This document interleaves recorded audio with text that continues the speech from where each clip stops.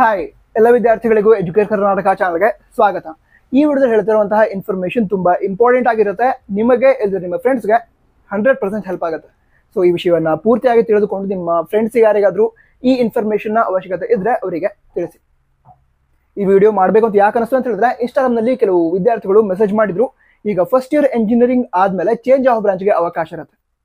So ನನಗೆ ಯಾವುದೊಂದು college ತುಂಬಾ ಇಷ್ಟ, XYZ ಕಾಲೇಜ್ ತುಂಬಾ ಇಷ್ಟ, ಅಲ್ಲಿ ನನಗೆ ಕಂಪ್ಯೂಟರ್ ಸೈನ್ಸ್ ಇಂಜಿನಿಯರಿಂಗ್ ಮಾಡಬೇಕು ಅಂತ ಇದೆ.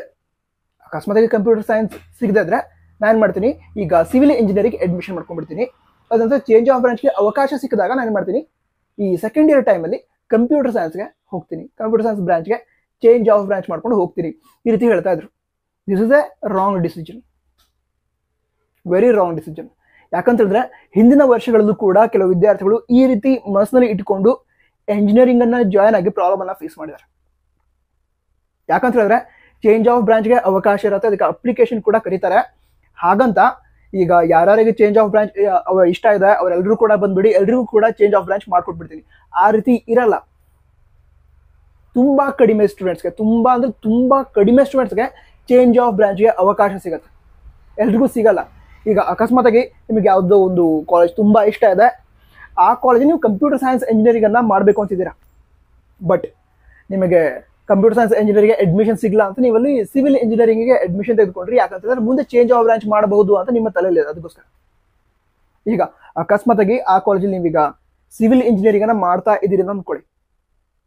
ಅದರ ನಂತರ ನಿಮಗೆ ಅಕಸ್ಮಾತಾಗಿ ಈ ಫಸ್ಟ್ ಇಯರ್ ಆದ್ಮೇಲೆ, ಇಂಜಿನಿಯರಿಂಗ್ ಫಸ್ಟ್ ಇಯರ್ ಆದ್ಮೇಲೆ ಚೇಂಜ್ ಆಫ್ ಬ್ರಾಂಚ್ಗೆ ಚಾನ್ಸ್ ಸಿಗ್ಲಿಲ್ಲ, ಚೇಂಜ್ ಆಫ್ ಬ್ರಾಂಚ್ ಮಾಡ್ಕೊಳ್ಳೋಕೆ ಆಗಲ್ಲ ಅಂತ ಹೇಳಿದ್ರೆ ನೀವು ಪೂರ್ತಿಯಾಗಿ ಸಿವಿಲ್ ಇಂಜಿನಿಯರಿಂಗ್ ಕೋರ್ಸ್ ಅನ್ನೇ ಮಾಡಬೇಕಾಗತ್ತೆ.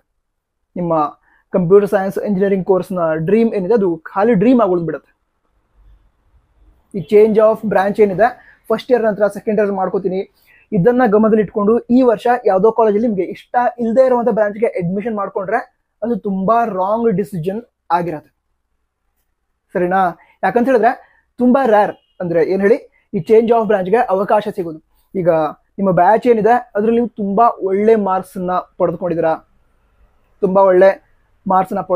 ಆ ಟೈಮಲ್ಲಿ ನಿಮ್ಮ ಬ್ಯಾಚ್ ಏನಿದೆ ಅದ್ರೊಳಗಡೆ ಟಾಪ್ 1 ಅಥವಾ ಟಾಪ್ 2 ನೀವು ಇದ್ರೆ ಆ ಟೈಮಲ್ಲಿ ನಿಮಗೆ ಚೇಂಜ್ ಆಫ್ ಬ್ರಾಂಚ್ಗೆ ಅವಕಾಶ ಸಿಗಬಹುದು. ಯಾಕಂತ ಹೇಳಿದ್ರೆ ಚೇಂಜ್ ಆಫ್ ಬ್ರಾಂಚ್ಗೆ ಎಲ್ರಿಗೂ ಅವಕಾಶ ಸಿಗಲ್ಲ. ನೀವು ನಿಮ್ಮ ಕಾಲೇಜಿನ ಟಾಪರ್ ಆಗಿದ್ರೆ ಒಬ್ರು ಅಥವಾ ಇಬ್ರು, ಅಂದ್ರೆ ಒಂದು ಕಾಲೇಜ್ನ ಟಾಪಲ್ಲಿ ಇರುವಂತಹ ಒಬ್ರು ಅಥವಾ ಇಬ್ಬರಿಗೆ ಈ ಒಂದು ಚೇಂಜ್ ಆಫ್ ಬ್ರಾಂಚ್ಗೆ ಅವಕಾಶ ಸಿಗುತ್ತೆ. ಕೆಲವೊಂದು ಕಾಲೇಜ್ಗಳಲ್ಲಿ ಅದು ಕೂಡ ಸಿಗಲ್ಲ, ಚೇಂಜ್ ಆಫ್ ಬ್ರಾಂಚ್ಗೆ ಅವಕಾಶನೇ ಇರಲ್ಲ. ಸೊ ಈ ರೀತಿ ಪ್ರಾಬ್ಲಮ್ ಅನ್ನ ಫೇಸ್ ಮಾಡೋದು ಬೇಡ ಅಂತ ಹೇಳಿದ್ರೆ ಈಗೇನ್ ಮಾಡಿ ಅಂತ ಹೇಳಿದ್ರೆ, ಈಗ ಅಡ್ಮಿಷನ್ ಆಗತ್ತಲ್ಲ, ಮುಂದೆ ಕೌನ್ಸಿಲಿಂಗ್ ಆಗಿ ಅಡ್ಮಿಷನ್ ಆಗುತ್ತೆ, ಆ ಟೈಮಲ್ಲಿ ಯಾವುದಾದ್ರೂ ಕಾಲೇಜಲ್ಲಿ ನನಗೆ ಆ ಒಂದು ಪರ್ಟಿಕ್ಯುಲರ್ ಬ್ರಾಂಚ್ ಏನಿದೆ ಅದು ಸಿಕ್ಕರೆ ಒಳ್ಳೇದು.